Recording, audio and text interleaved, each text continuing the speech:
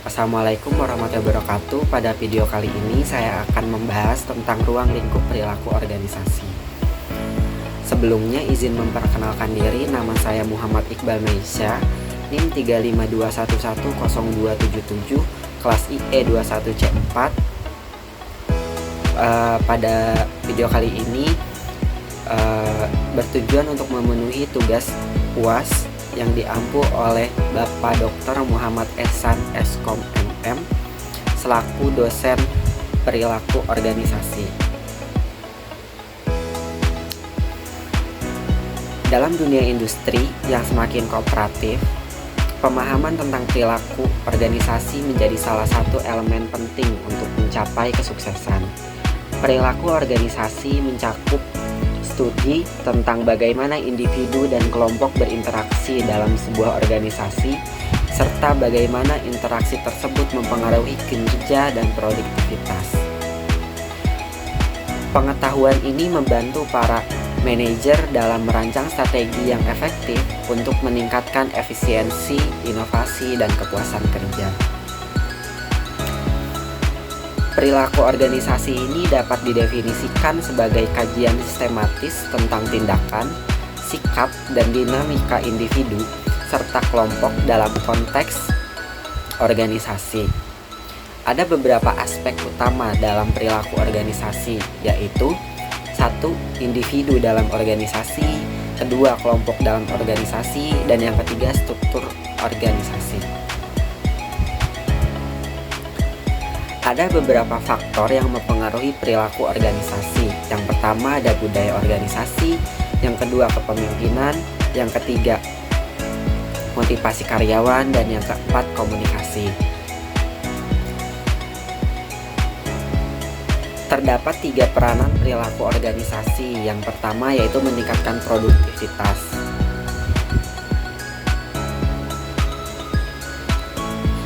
Meningkatkan produktivitas ini yaitu dengan memahami faktor-faktor yang mempengaruhi perilaku karyawan. Manajer dapat menciptakan lingkungan kerja yang mendukung produktivitas. Yang kedua yaitu mendorong inovasi, yaitu industri yang terus berubah membutuhkan inovasi yang bertahan.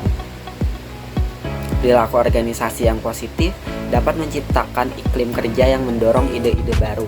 Yang ketiga yaitu mengelola konflik. Konflik ini sering terjadi dalam organisasi.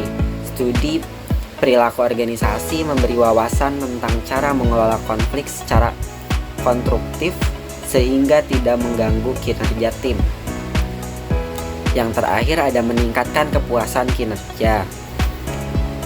Ketika organisasi memperhatikan kebutuhan dan aspirasi karyawan, tingkat kepuasan kerja akan meningkat. Hal ini berdampak pada retensi karyawan dan reputasi perusahaan.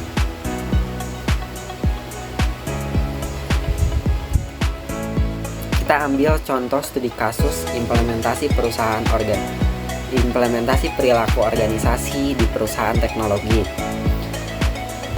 Contoh perusahaan teknologi multinasional, misalnya menerapkan pendekatan perilaku organisasi untuk meningkatkan kolaborasi antar tim dengan membangun budaya inklusif, memperkuat komunikasi melalui teknologi digital, dan memberikan pelatihan kepemimpinan. Perusahaan berhasil meningkatkan produktivitas sebesar 20% dalam 2 tahun. Selain itu, tingkat kepuasan karyawan naik hingga 15% yang berdampak positif pada tingkat retensi tenaga kerja. Maka dapat ditarik kesimpulan, perilaku organisasi ini memainkan peran yang krusial dalam keberhasilan industri modern. Pemahaman yang mendalam tentang aspek individu, kelompok, dan struktur organisasi